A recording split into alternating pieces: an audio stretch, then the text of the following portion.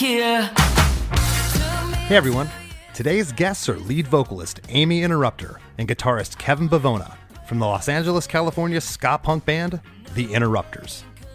Together we dissect the writing, recording, mixing, and inspiration behind their brand new leadoff single, In the Mirror, taken from their soon-to-be-released fourth full-length album, In the Wild. This song is pure Interrupters. Aimee went in-depth behind the song's lyrics, which tell her story of coming to grips with who she was as a person.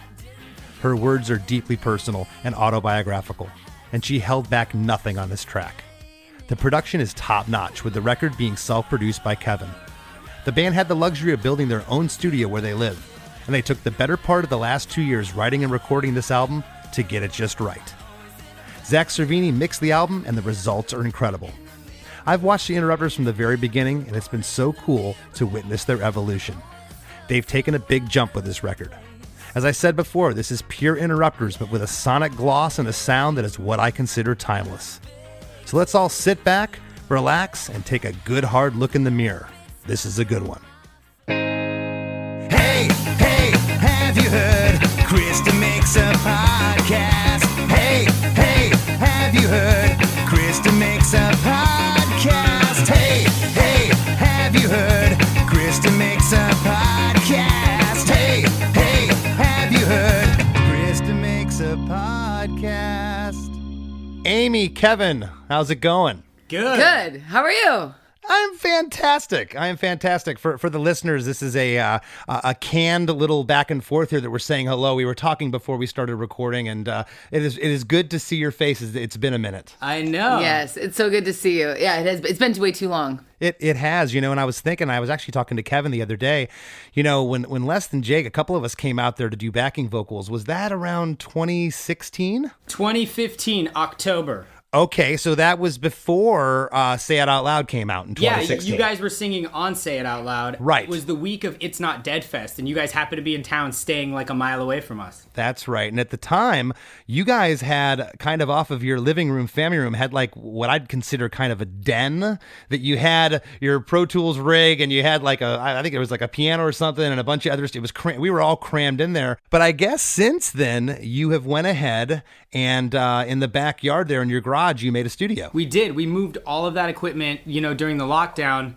into a space and turned that space into a studio. And when I say turned it into a studio, the twins got power tools. We got a bunch of plywood. They built all the racks, all the furniture. It's like a tiny home in there because it's a small room. It's like 10 by 20. So we had to raise up the couch to put drawers underneath. And we got a piano, a Hammond organ. We have all our amps built into isolation boxes on the other side of the wall. We didn't know how long it was going to last. And we were like, we need a way to make music, Right. So you're telling me the twins know how to do something besides play drums and bass? They can work power tools? They learned. Yeah. They watched YouTube videos, a lot of YouTube videos on how to build stuff. And they figured it out. I remember we drilled a hole in the wall to put the cables through, and we watched a YouTube video of somebody installing a dryer vent with this drill bit that puts a hole in the wall, and we're like, that's good enough, let's just watch this video. Well, that is so cool. And I went back to, and I always do research for these episodes, you were formed in 2011. The first self-titled album came out in 2014 on August 5th, which, by the way, your new album In the Wild will be out August 5th. Yes. I don't know if that, you guys are really consistent with these dates. That was just a weird coincidence. It really was. We noticed that ourselves. Like, wow, that's so weird. But yeah. The second record we just talked about, Say It Out Loud, in 2016 was on June 24th. The next record, Fight the Good Fight, in 2018 was June 29th. You're off by 5 days there. But what I noticed, though, every 2 years you were releasing a record, and I think it's safe to say if it wasn't for the pandemic, that you probably would have had a record out sooner. How do you feel that whole thing shaped this album? It had an immense effect on this record. I mean, we had time, I think, which was on our side to just really hash out songs that we were working on. We had about 80 ideas that we had been working on, and we got that down to 40 songs. And then from the 40 songs, we looked at it and we sort of realized that, you know what? I'm actually kind of telling my life story here. Let's just cut the songs that don't tell my story. And that's basically what the record became. I know this from being in a band for 30 years. Sometimes you get cabin fever being around, especially recording. You'll go somewhere and you'll be holed up in the same room all day. And you guys all live together. So, does it ever get to the point where you're like, I need a break here. I can't, especially during the pandemic. I mean, what else did you have to do? The state was pretty much locked down. Besides go to the studio and record, were you working the whole time through, or was there spurts where you'd back off and take a break? I'm always writing. We're always writing. Yeah, when the lockdown first happened, we were pretty exhausted from a pretty grueling tour schedule. So when the whole world shut down, it was really interesting because we went into the studio to start writing for a record. We were with Tim at his studio, and this is the week that like everything shut down, and we're like kind of writing songs, getting this idea together. We didn't have a record per se, but we were kind of kicking around some ideas, and then the whole world shut down. And in that, we took a break. And in that break, we were like, kind of realized we needed to take some time with this. So we put out a live album. We made a film called This Is My Family around the live album. That's like a concert film with documentary stuff. And that kind of like tied us over creatively, where we were working on something, but we didn't have to like really think about the new record until like the fire was burning in us for like, we have to make a new record. And this record, you self-produced it, Kevin. And what was that like? I know when I say you did, your name's on it by yourself this time, and it's not a co-production with Tim or anybody, but you've been producing your band for a long time. You know what you're doing, but to finally take the reins, what was that like? Was there any trepidation or any fear with it? Because when I'm recording myself, and I want to ask you this, when is the guitar sound good enough? Yeah. When is the vocal good enough, Aimee? Like, when are you finally? And I sometimes need someone there to go, Chris, that was great. Move on. How do you filter yourself? Well, I mean, the good thing is we had 3 full-length records under our belt as the Interrupters, so our rapport as a band and how we record, like the actual process, wasn't very much different in the fact we get into a room, the 4 of us. We hash out a song, Aimee sings along, we figure out the tempo, we figure out what feels good, and then the next day, me and the twins will go in fresh, cut the rhythm track live, drums, bass, and guitar. And, I think the big difference with the recording process of this one, which was kind of exciting, as the producer to see Aimee work on her own schedule. Because when you're working on a record and you're in a big studio and there's engineers, everyone's time is so valuable. Like, if you have a vocal session booked at 7 p.m., you got to show up at 7 p.m. and sing that vocal. It doesn't really matter how you're feeling, but with this one, it was like she sang the song when she felt like she was ready to sing the song. And I hear it in the performances, and I think that all comes across on this record. A lot of the time, it'd be 2 or 3 in the morning, and I get my second wind, and I'm thinking of one of the songs that I want to sing. And depending on my mood, I could pick the song. It's like, I want to do this song because I'm feeling this emotion right now. And I know it's 2 in the morning, but can we just go back there? And Kevin just like make some coffee, make some night coffee. Yep. And I got to only sing in the moments that I was feeling those emotions. You know what I'm saying? Which I think was really nice to be able to do that. That's awesome. Like, I know the listeners can't see, but you guys can. I got a smile from ear to ear because I'm so happy for you. Your band. I've always loved you, and I have been just honored. Kevin sent me the record probably 3 months ago.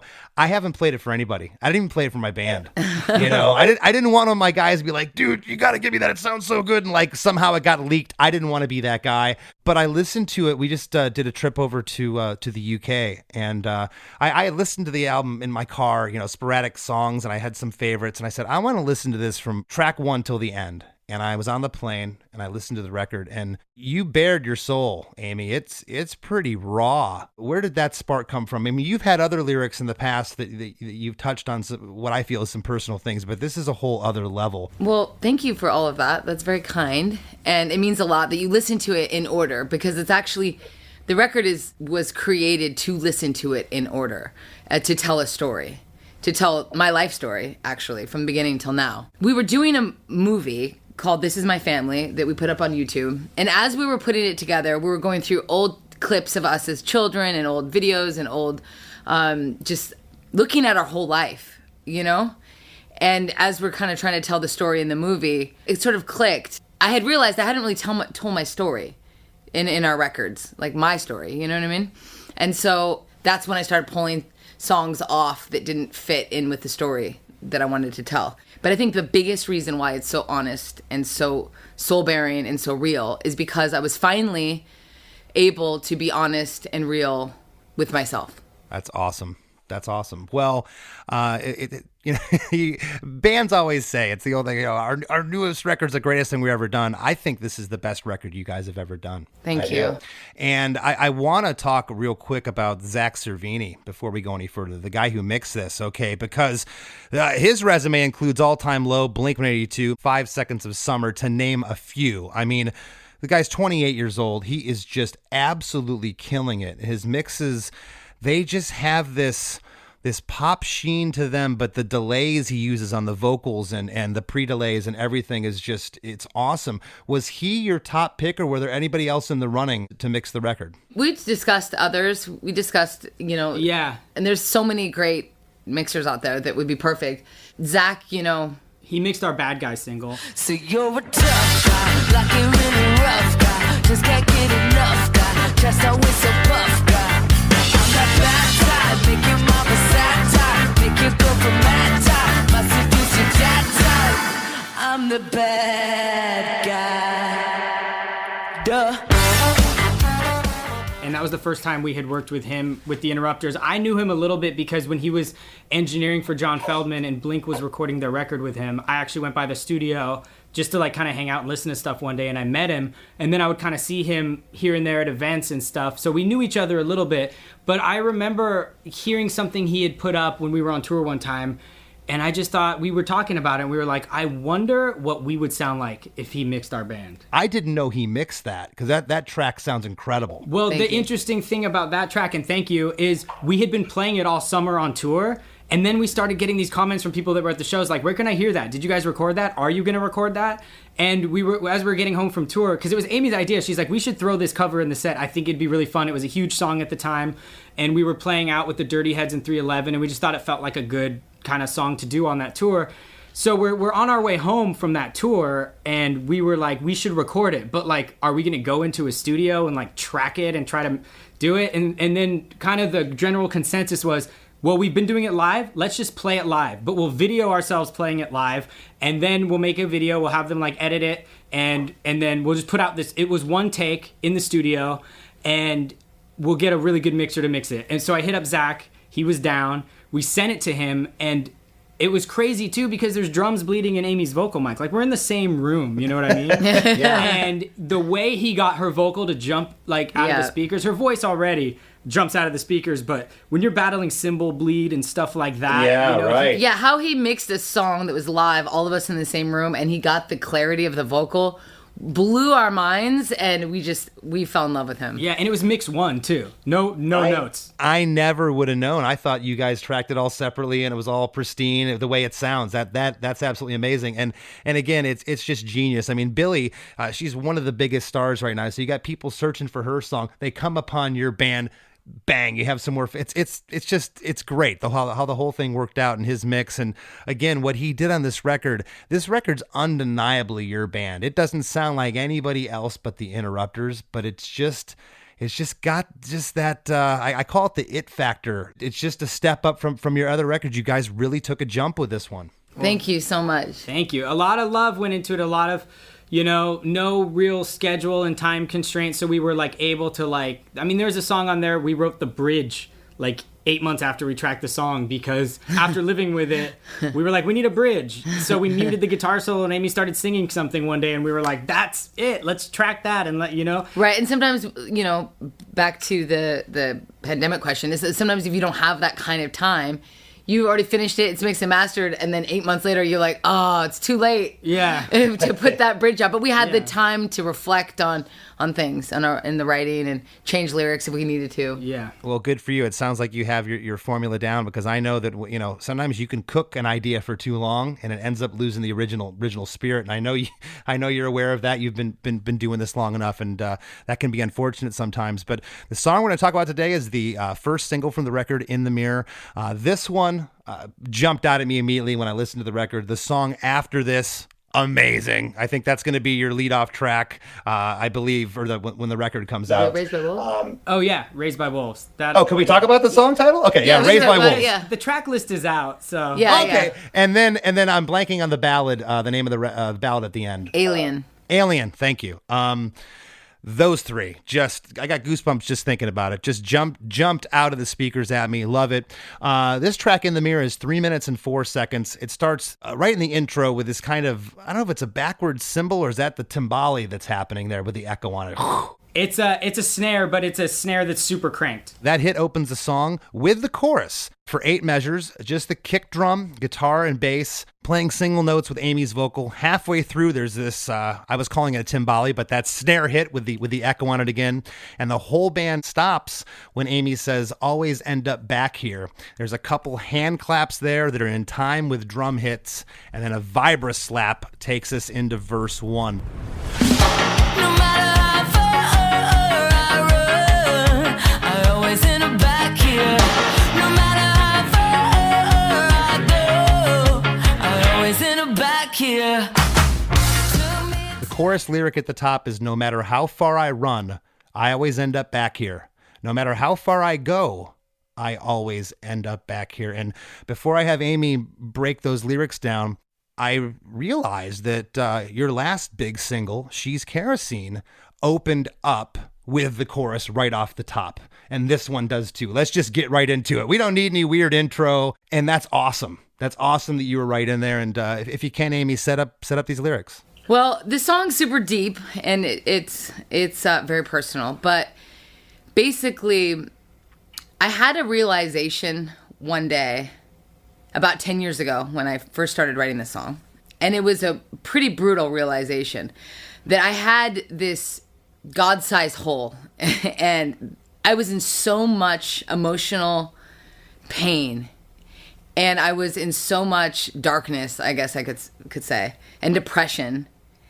And I was up all night drinking, and I drank so much alcohol this particular night. And I realized it was so devastating because I realized, oh my gosh, like there's actually I'm trying to run from myself by drinking all of this alcohol, but there's actually not enough alcohol in the entire world to kill the pain that I have. And all of the things that I've been doing to try and numb myself from this pain and run from this pain, and believe me, I did a lot of running and numbing. I realized that there just wasn't enough alcohol in the entire world, or medications in the entire world, to fill that hole in me and to fill that pain, to fix that pain. There just wasn't. Because that particular night when the seed of this song, it was like, how much more could I possibly drink? But yet the pain was still there. And I also realized that, oh my gosh, this is like, and it really was like so depressing for me in that moment. I was like, I'm always going to end up waking up in the morning sober. No matter how much I try and run today, like I'm going to wake up sober and I'm going to have to look in the mirror with like so much self-hatred, so much regret, so much. And now my pain is like even worse than it was the day before. So like I'm compounding my pain. The more I'm trying to run from it, actually the worse it's getting, until I decided to stop doing all of those things that numb my pain and to stop doing all of those things that I'm running from and to take a look in the mirror. So it's so much deeper and so much longer, but I guess that's the short answer. Thank you for opening up and sharing that. That is very deep.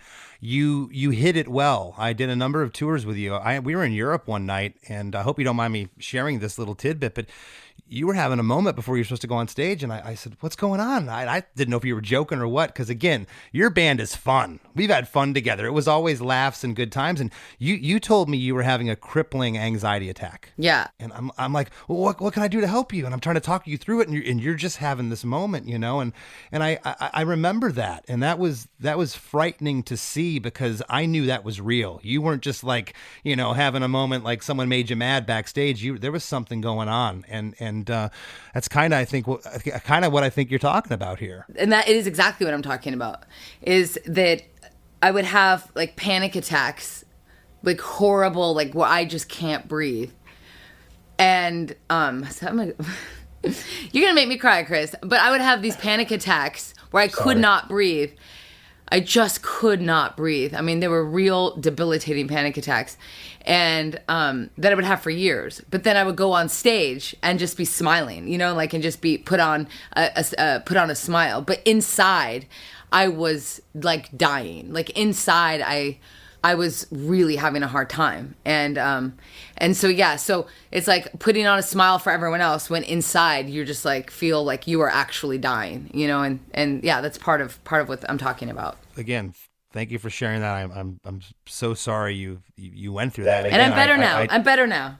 You look better and you do seem better. But hey, I'll tell you something. Go look at the comments on YouTube of and I've seen them online as well and other places, Instagram, Facebook, the comments of people with the lyrics to this song. That you're helping people through what you went through, and that's awesome, you know. And as we all know, music heals. I want to get into verse 1. The whole band here's in. The keys are playing the upstrokes with the clean guitar and the bass. The bass sounds killer here, just awesome. I mean, Justin's just ripping. Took me 2 years to write this song.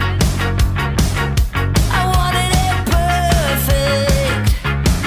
No wrinkles in it. Took me a long time to come clean. To be honest, the truth's so ugly. It's interesting what you just said. It took you a long time to write this song, and that's kind of what it says here. It took me 2 years to write this song. I wanted it perfect. No wrinkles in it. Took me a long time to come clean. To be honest, the truth's so ugly.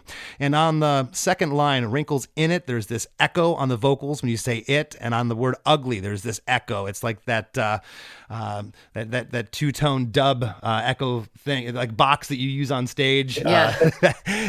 Your thing. And again, it's your thing. At the end of the verse, there's those two claps with the drum hits, and you know, within songs, there's hooks, and those claps, I can already see the audience clap into those parts, you know, and that's what makes a great song, is all those little hooks. But if you could set up these lyrics. It's interesting because it took 2 years to write this song. It has literally nothing to do about how long it took me to write the song.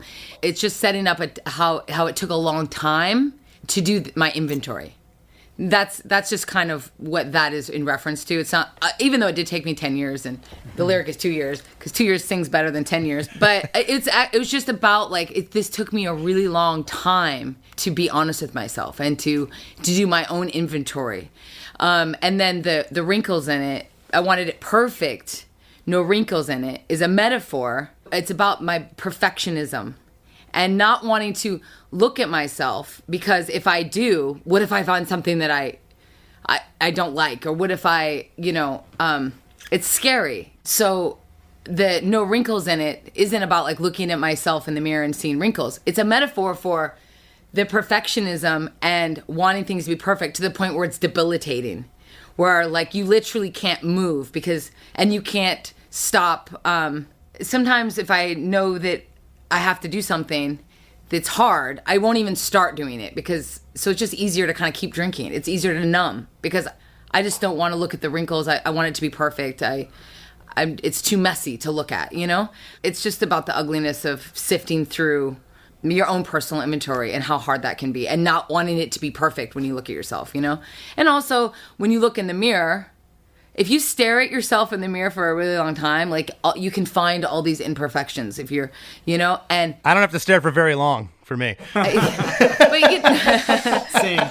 it isn't about looking in the mirror physically. It's about looking in the mirror and not wanting to see the wrinkles, like not wanting to see any imperfections, like really just going, you know what?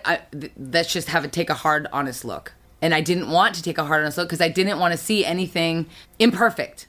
So that's why it took me a long time. if that makes any sense. It makes absolute sense. And I love the word wrinkles in a lyric. I don't think I can recall hearing it. And I think it's a great use of it here. Before we go on to the pre-chorus one, I mentioned the vibra slap taking us into verse one. How do we tell the listeners what a vibra slap is? It was the thing in Ozzy's Crazy Train. I know that.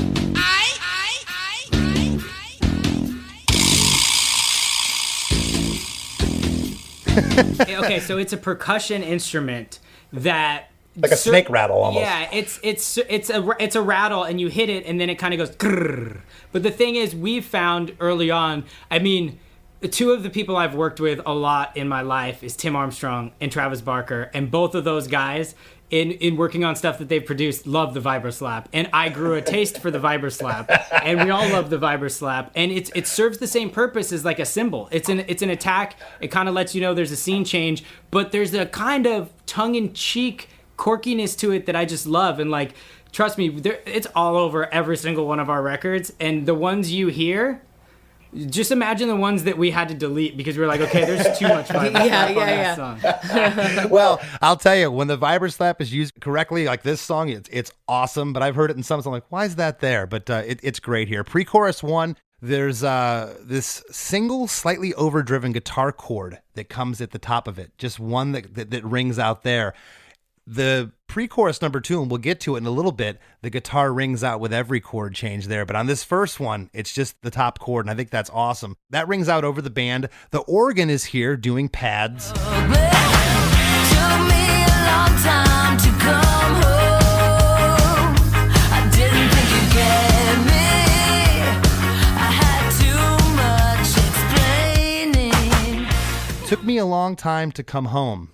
I didn't think you'd get me. I had too much explaining. And on the first two lines, there's the first harmonies that we hear in the song. And on the last line, the band stops on explaining. And there's two kick drum hits followed by two hand claps with two more drum hits. And again, I wrote in my notes, hook, because it's just those claps. And it takes us into to chorus one. But if you can, Aimee, set up these pre-chorus lyrics. So it took me a long time to come home. So it's the best way I can describe it is my drunk self talking to my sober self. So, being, when you're drunk or you're drinking and then you have to come home to like a sober person who wants to talk to you, it's like, I'm not coming home. All right. I don't, you know what I mean? And why was I out so late? I'm going to have to explain to that sober person why I was out so late. Like why I was doing the things I was doing. I'm going to have to explain to my sober self. My sober self was the person like waiting up at night, waiting for the drunk me to come home. So that's what that's about. Like the disappointment my sober self would have to realize once I came home. It's like I had too much. The drunk Aimee had way too much explaining to sober Aimee. And so that's what that's about. If you love me, don't care. If you don't, I don't really care anymore. I gave you everything. Hey everybody, we got to take a quick break, but we're going to give you everything we got with Aimee and Kevin from The Interrupters after a few words from our sponsors.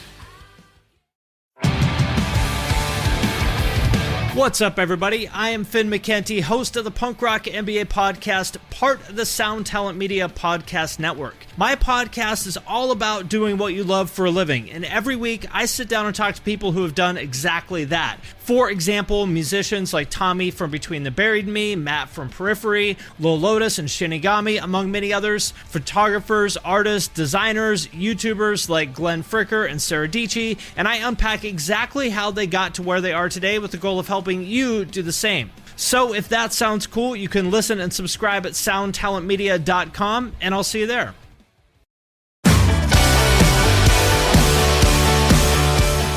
Hey, Chris DeMakes a podcast producer, Chris Fafalius here. You may have heard me talk about my band Punchline before. Maybe you already know us, or maybe you're hearing about us for the first time right now. It doesn't matter. No matter what your relationship with Punchline is, I will absolutely guarantee that you'll love our new podcast, A Band Called Punchline. Starting with our humble beginnings in a small town in southwestern Pennsylvania in 1997, we're telling the hilarious, strange, and hopefully inspiring story of the 25 plus years of our band in the most honest way possible, podcast style. A Band Called Punchline is an audio documentary available now wherever you get your pods, So subscribe and let me and my friends share a wild, entertaining, unique, and wonderful tale of music and perseverance unlike any other that's still being written today.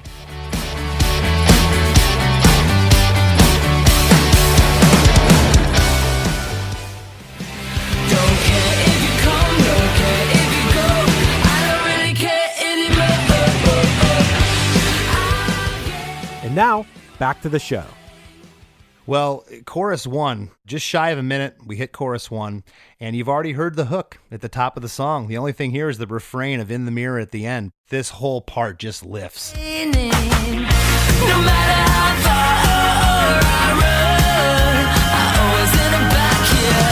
No matter how far I go, I always end up back here. In the mirror, in the mirror, in the mirror, only in the mirror.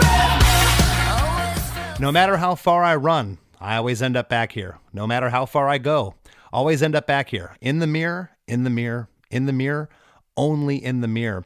And no matter how far I run, there's harmonies on that. And on Run, the run is then held out really long with backing vocals with harmonies on it. It's just chill-inducing. It's great. No matter how far I go, on Go, you have out those held-out harmonies as well. There's slightly overdriven stereo guitars that are ringing out on the chord changes of the chorus. And on the last line, on the first In the Mirror, we get the vibra-slap. It comes back, makes an appearance. All 4 of In the Mirrors have harmonies on it. On the third In the Mirror, there's the, what I'm calling, Kevin, the police clash guitar off to the right. Yep. How else would you describe that? You know what? Just to speak to the production really quick, I'll never forget, like, the first time Aimee ever sang me this song, when she got to the In the Mirror, in the mirror, she sang that part, and I just heard new wave in my head. I was like, this is like a new wave hook. So when we went in to record the song, I had all these elements I wanted to use of like our favorite kind of new wave stuff. That's why the hand clap, it's a Lynn drum hand clap, like an old 80s drum machine. Yeah. And that's why those guitars are going jank, jank. It's like a Police kind of Andy Summers guitar. There's a chorus pedal on a lot of the guitar parts, and even those vocal delays and all of that was to kind of serve this like Blondie, Talking Heads, Police fantasy that we had in the studio, while still being interrupters, but just like peppering these elements of new wave. Which, by the way, I told you the other day, the album cover looks straight out of 1983. I love it. Awesome. Thank you. It looks great. It looks like totally like a, an early 80s new wave album cover, something the Cars or something would have done. It's great. Yeah. Shout out to Jay Bonner. That Clash Police guitar I'm talking about, it's like Roxanne or Walking on the Moon from the Police. It's that guitar. It's just perfectly put there. And then at the very end, there's that snare triplet, and then there's echo on the mirror. That echo comes back, and we go straight into verse number 2. In the mirror, always felt so out of place. In a crowded room, I speak too soon. Yeah, I put a big smile on my face. I can't let them know it's all for show. No. I always felt so out of place. In a crowded room, I speak too soon. Yeah, I put a big smile on my face. I can't let them know it's all for show. No. Yeah, I mean, it's heavy and it's so true. And like we were speaking before about, before I went on stage and then after, but the, how I was able to cover up a lot of my major depression and panic disorder. I've had a lot of anxiety that I have had since a little girl, like a diagnosed anxiety disorder. And when I get in a group of people and around a group of people, I used to drink to help with my nerves and my anxiety. And I would be like the loudest person in the room and what seemed to be the most confident person in the room. But inside, because I was so nervous to be around people and had so much anxiety that's kind of how it showed itself.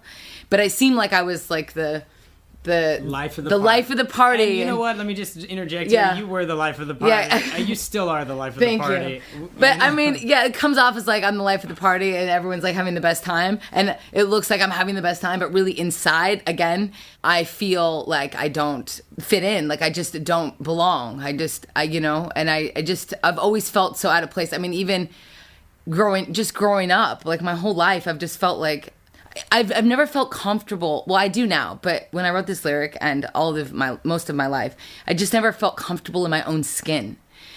And it's just so much anxiety about being a human being. Like it just always like freaked me out.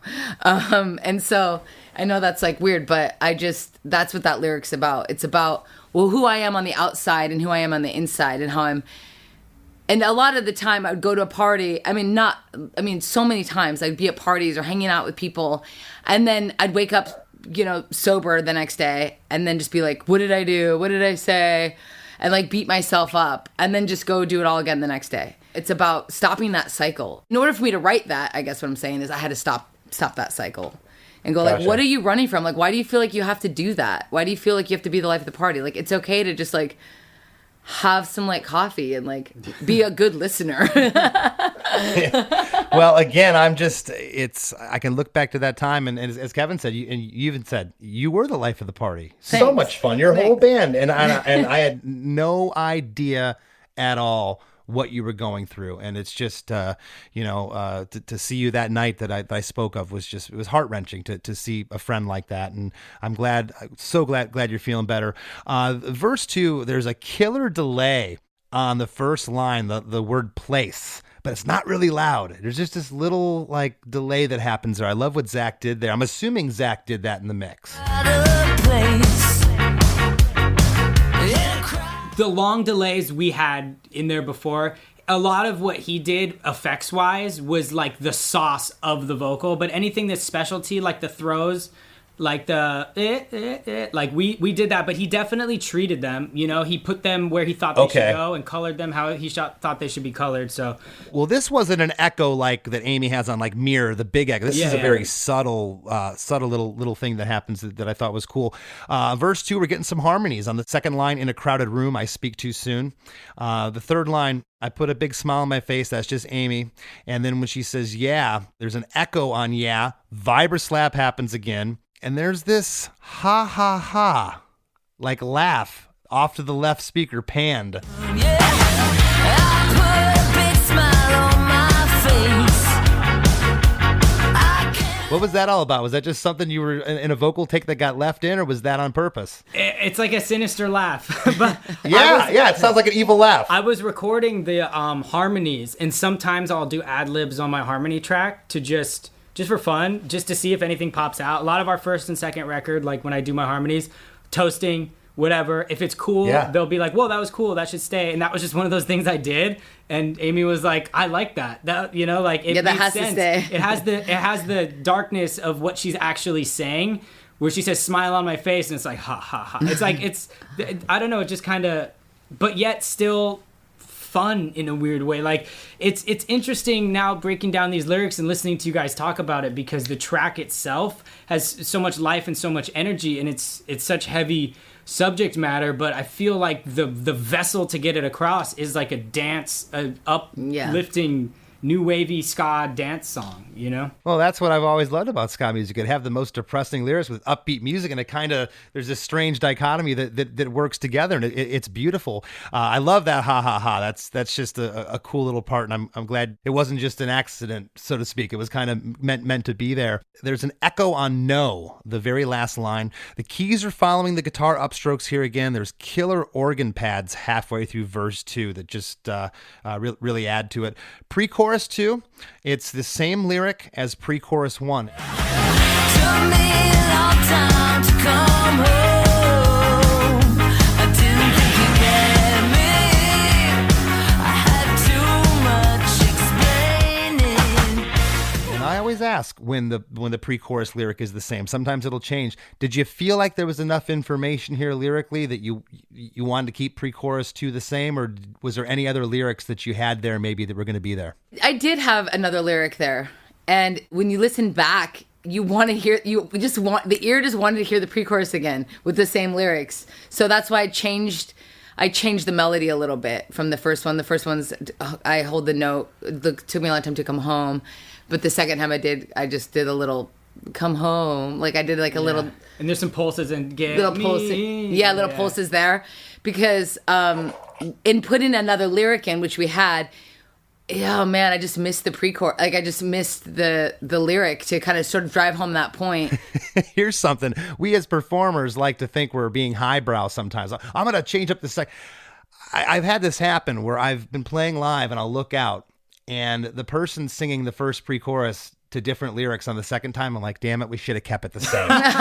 Why didn't we keep it the same? And sometimes if it's not broke, don't fix it. And I think the lyrics here are perfect and they're warranted to be said twice. Thank you. So the same lyrics here, but there's those guitar chords I talked about earlier. They're on every change here, and it just kind of it is building the song. Talk a little bit about that, Kevin. You know, we had recorded the song kind of with the basic rhythm track, and it was just kind of missing some teeth. So I went over it with the guitar a couple times and tried some wild stuff. And in the process of doing that, I had just done this kind of single note. You know that first, the beginning of Dark Side of the Moon? How it's like, boom.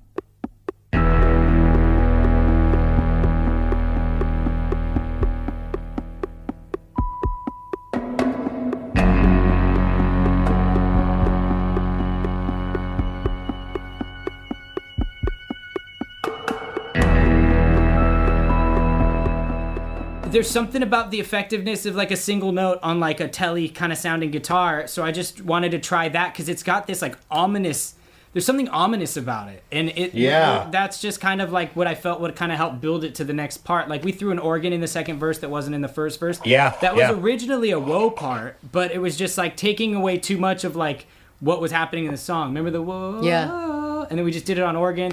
It fit better. So it's kind of all about those types of things. I always take a step back. Vocal is king. So let the vocal do its thing and get in where you fit in. But like the interesting thing about being in the band and being the producer is like I have to be a producer that really listens to the other band members, because in one session I could just put stuff on there. And if the twins and Aimee, if Aimee hears something and she's like, that's distracting me right now, I'm not feeling that, I kind of know, like, okay, now the producer has to say, singer, you're right, I'm gonna mute that. You know what I mean? It's like I have to like switch hats real quick. Well, and you got to put your feelings aside sometimes too, because you know sometimes your feelings can get hurt. Like, man, I really like that part. You don't like the part, you know? You know what is the interesting thing about feelings in the studio is I have so many years of just working with such great people, and the thing about working with Tim for so many years is we had a saying in the studio. We'd be like, what do you think? And he'd be like, well, do you want honest or supportive? You know? And I think I said this on the podcast last time, maybe even. And just like kind of seeing how, you know, like Tim, who's been in the business forever, and how he operates and how much we've learned from working with him. And then just working with all these people, it's like I've almost built it into my vernacular when I go to record on someone else's record. Like, I'm gonna try some ideas. If you don't keep them, my feelings won't be hurt, because I actually mean that. I want the songwriter and whoever's got to go out and sing this thing to be like, yes, I love it. And if I won't feel good if they keep my part but they're not 100% on it. That doesn't feel good. Like a sympathy part, you know. And also, I would never let him forget it. I'd be like, you never let me you put that thing in that I hate. Yeah, that's true. So we always find peace and harmony before anything makes it out into the world. Yeah, such a I hate to use the word, but it's such a mature stance on that. Good for you. That's awesome. The end here, there's a cool echoey guitar kind of panned off to the right at the end of pre-chorus 2, and those drum hits and the claps, that Lynn drum machine, man, those claps are just, it's a hook within this song. Chorus number 2, same lyric as chorus number 1. No matter how far I run, I always end up back here. No matter how far I go, I always end up back here. In the mirror, in the mirror, in the mirror, only in the mirror. Halfway through, we get the vibra slap. I'm going to mention that every time it's in here. Then we get a guitar, what I'm calling the solo. But it's not a solo like a noodly thing. This is a really interesting part. And I feel that this is, again, I'm going to use the word mature. I feel like you might not have done this a record or two ago. There's some restraint here that I feel is perfect for the part, Kevin. There's an overdriven guitar riff here. It's more than a solo. I wrote that it's simple but perfect for the part. It's for about 8 bars, and then halfway through, there's these like a ha ha ha or a hey hey hey that Aimee does, followed by 3 toasts. The ch ch ch ch ch.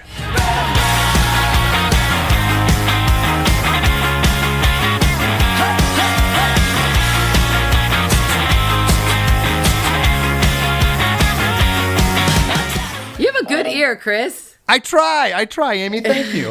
That guitar riff, Kevin, that you're playing there, again, it's like a solo departure part, but it wasn't like this noodly bunch of notes solo. How did that come about? Because I like the subtlety of that part. So that part, it's a dyad, I guess you would say. Like the actual lead part, there's a root note underneath that I'm playing at the same time. And the way the whole entire bridge came about, this is another one of those songs where we had the pieces, but we didn't have a bridge. And in the process of going through all of our voice memos, I had written this guitar riff that went, da, na, na, na, na, na, na, na, just like the guitar solo did. And Aimee wrote this hook to it. We thought it was a hook. She's like, I'm tired of running, I'm tired of running. And then he used to go, I'm tired of running. Oh, yeah. And it was going to be its own song. Yeah. And then when we were doing our song inventory for this, we were talking. She's like, how many songs about running could we possibly? And I'm like, wait a minute. Like, so we, In the Mirror, needed a bridge. And like, transpose it to that key and try playing it at that tempo. And the thing that came out was this. So we were like, that was just kind of the genesis of that part in general, because that part was its own autonomous song that was written during the lockdown. That's cool, because it's funny that you say that, because the part almost sounds like something's coming. There's going to be something else, but it's kind of, there's some tension there. And what does come is eventually the lyric of the bridge. When you say, I'm tired of running, 1, 2, 3, 4, 5, 7 times, you say, I'm tired of running, with harmonies only on the last 3, I'm tired of running. I'm tired of running, I'm tired of running, I'm tired of running, I'm tired of running, I'm tired of running, I'm tired of running, I'm tired of running. So it builds there, and at the last one, the band stops, and we go into chorus 3, and that's when you go up an octave, and it's just awesome. No more, always in the back here. No more, always in the back here. No more, always in the back here. No more.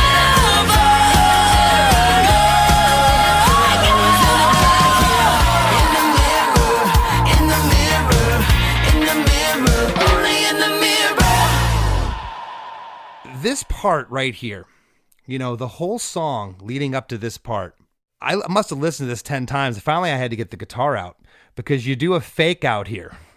You go from like a C sharp to an A flat that doesn't happen in the chorus. It is so awesome. How did that, and it's weird too, because when it flips back to the regular progression, it almost gives me this nanosecond, this jarring feeling, but then you're back in the groove again. How did that turnaround come about with those chord changes? Well, the interesting thing about the chord change is all we're doing is we're dropping out before the one where the C sharp would happen.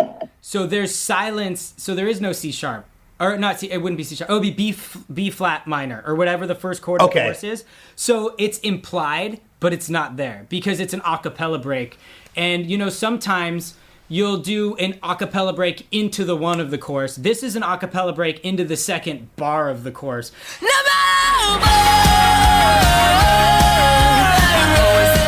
That was an Aimee thing. She just wanted everything to stop, and no matter how far.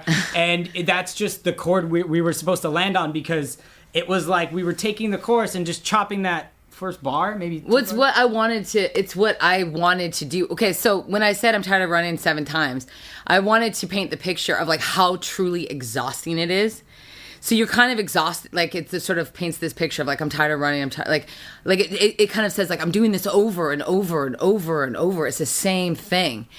And in feeling that, it's like I just wanted to be like, scream, like, no matter how. Like, I just wanted to scream the pain that I was feeling. And the music wasn't doing that at the time. I'm like, just everything needs to stop. And like, let me just like scream this. And Kevin's like, all right, I know what to do. Yeah. Well, you want to talk about a chorus lifting with the fake out and coming in on the weird measure and where your vocal goes, Aimee. This whole thing, it just it completely lifts. And I don't have many notes here. I'll read what I wrote. Aimee's voice goes up an octave, screaming by herself, no matter how far I run, to lead into chorus number 3.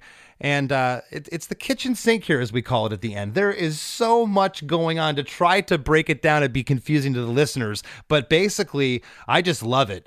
You got Aimee screaming up top. The chorus is still going underneath. And at some point, you get like the gang vocal with harmonies of In the Mirror that is also mixed back in there. The whole thing's just... sometimes I call it the kitchen sink or a train wreck. Train wrecks can be great at the end of a song, or they can be awful. Kind of what you talked about earlier, like, man, it's distracting. We got to take that out. But everything seems to work here. The song ends with the Clash police guitar at the end on Mirror with the echo, and the song fades out. Zach mixing the end. Oh man, was he is a true master. I mean, because that is quite challenging and difficult to mix that, and what he did in the end, how he made so much clarity in the gang background vocals with the twins and Kevin singing In the Mirror, and getting the clarity of my voice and the instruments up front without having it totally push everything else down. It was masterful, and really difficult to do that, but he pulled it off. He totally did, and that's crazy you say that, because your vocal is soaring above, and then the root chorus is there, but you also get the In the Mirrors, the gangs you're doing, which doesn't happen anywhere else in the song. And he pulled off a mixing feat here. He did a great job, and as I said, the whole track is awesome. And Aimee, before we wrap up, when you heard the song, finally realized. And finally back at you coming through the speakers, and you heard that mix, or maybe you were in your AirPods taking a walk and you heard that mix for the first time. What'd you feel like? I think I cried. I probably cried tears of gratitude, because we worked so hard on it, and it's just finally to get out what I've been holding in for so long, and hopefully, somebody out there will feel less alone when they hear it. Just that feeling that maybe somebody out there will hear it and they'll feel comforted. They already feel less alone. Go read the comments. I've seen them. It's beautiful. Thank you, Chris.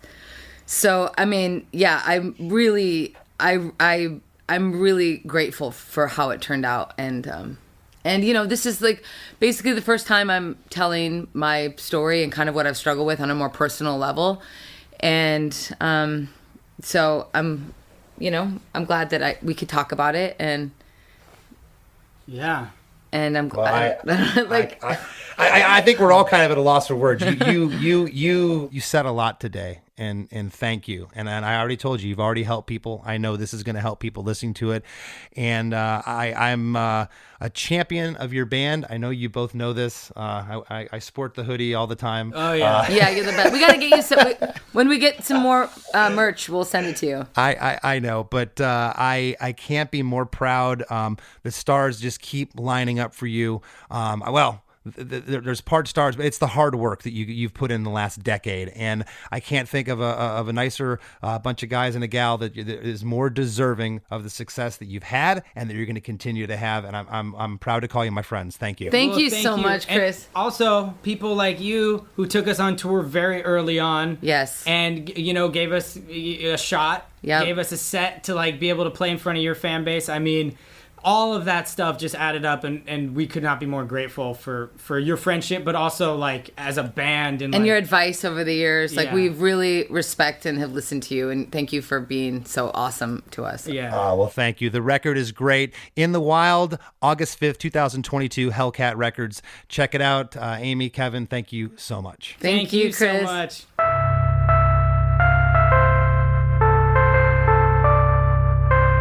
There's lots more Chris DeMakes a podcast after a few words from our sponsors. Mad Magazine. Advertising mascots. B-movie posters. And cartoons. Oh yeah, can't forget cartoons.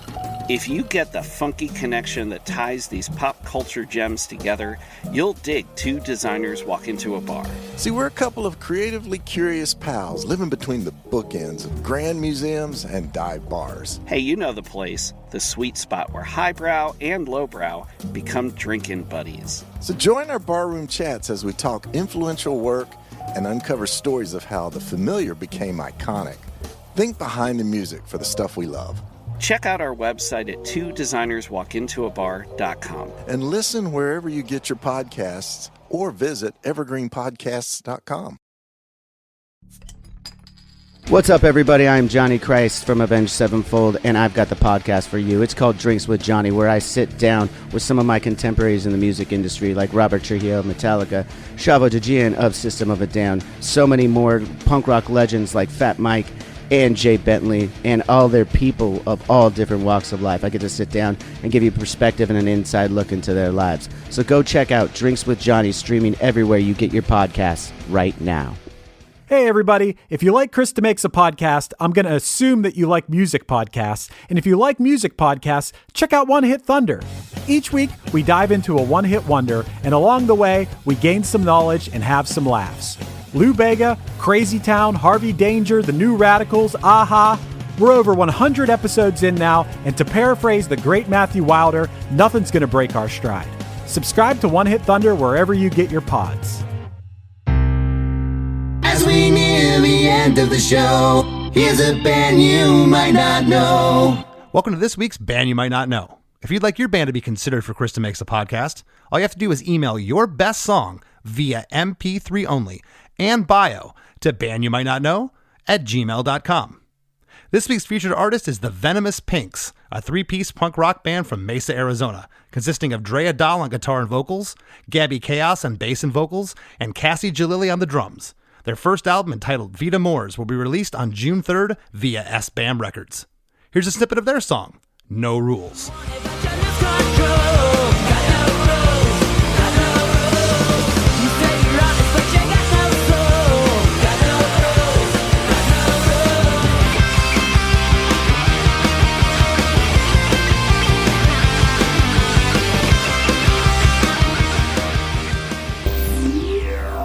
The Wrap with Chris and Chris.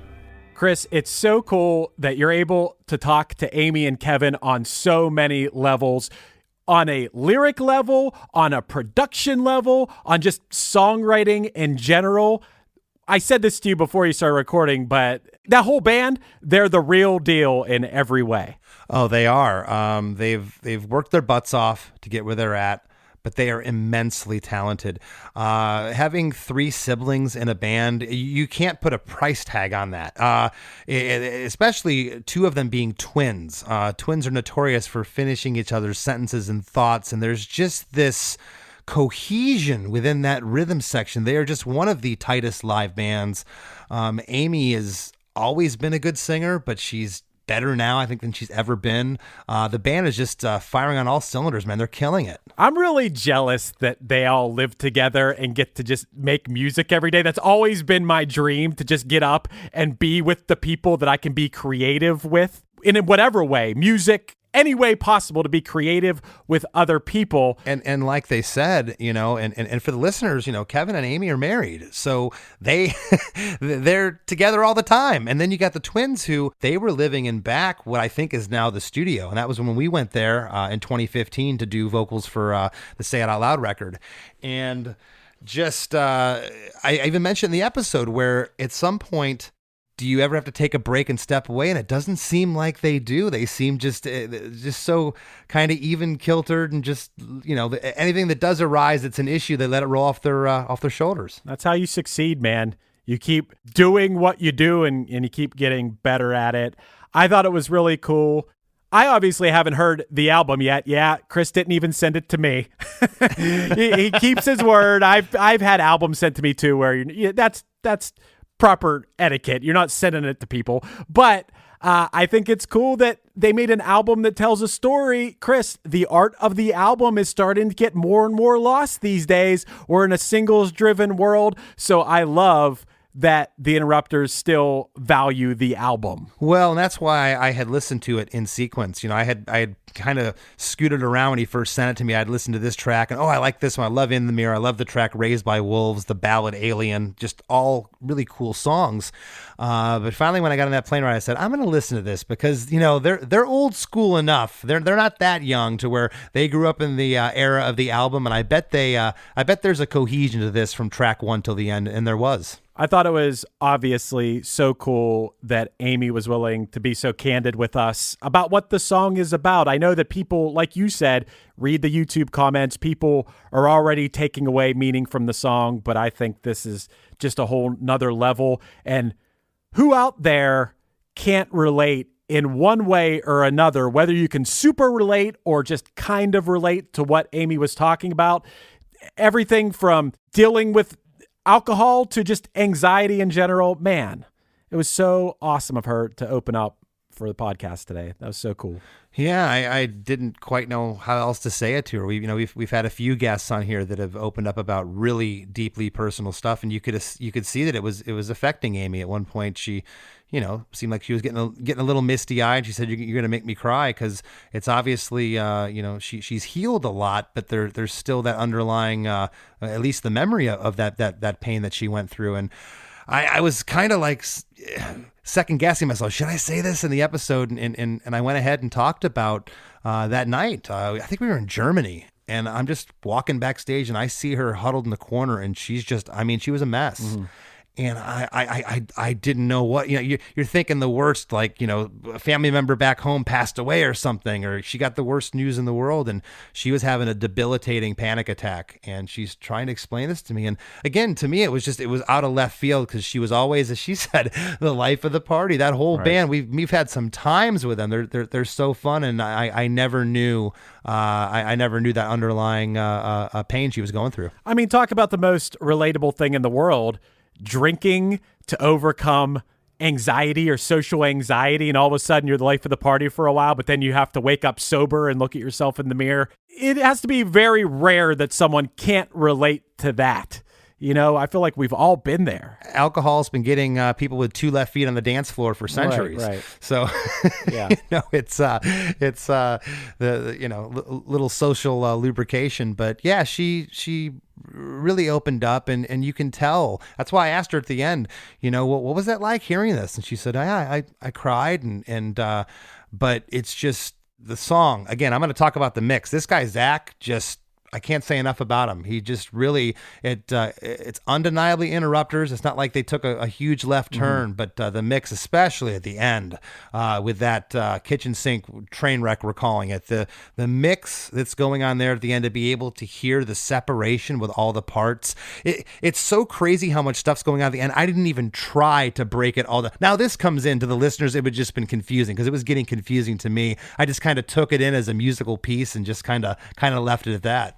People that are really good at mixing, it's almost like they could be called a scientist, a sound scientist, because it's not just turning up the volumes on things. I think that might be what a lot of people think. That's what I thought as a young musician. Oh, they're just adjusting the volumes on things.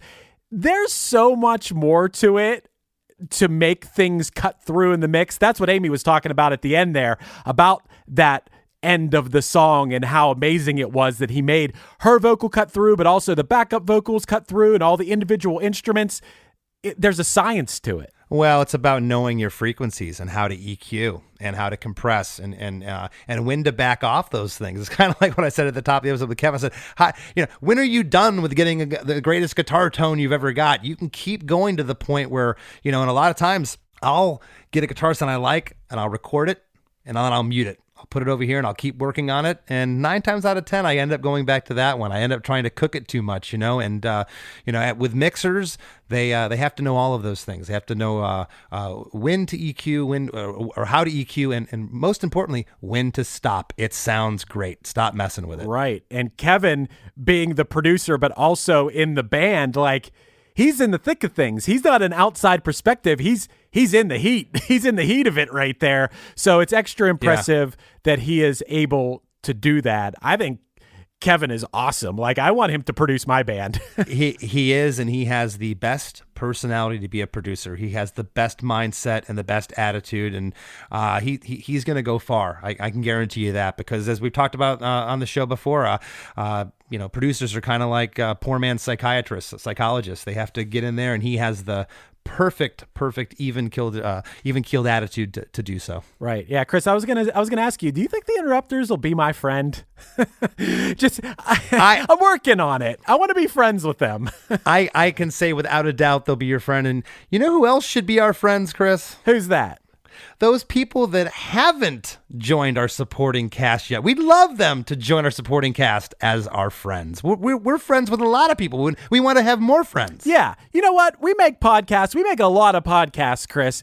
I know everyone's hearing this podcast, but you know that we make another podcast every week for our supporting cast, which you can go to ChrisDeMakes.com, and then you can start listening to the After Party. There's a huge back catalog of it, and I think the After Party episodes are a lot of times, just as good as the regular episode of Chris DeMakes a Podcast. Is that outrageous to say? It's not outrageous to say. And every once in a while, we do Zoom parties with our group. We'll get you live and we'll answer your questions.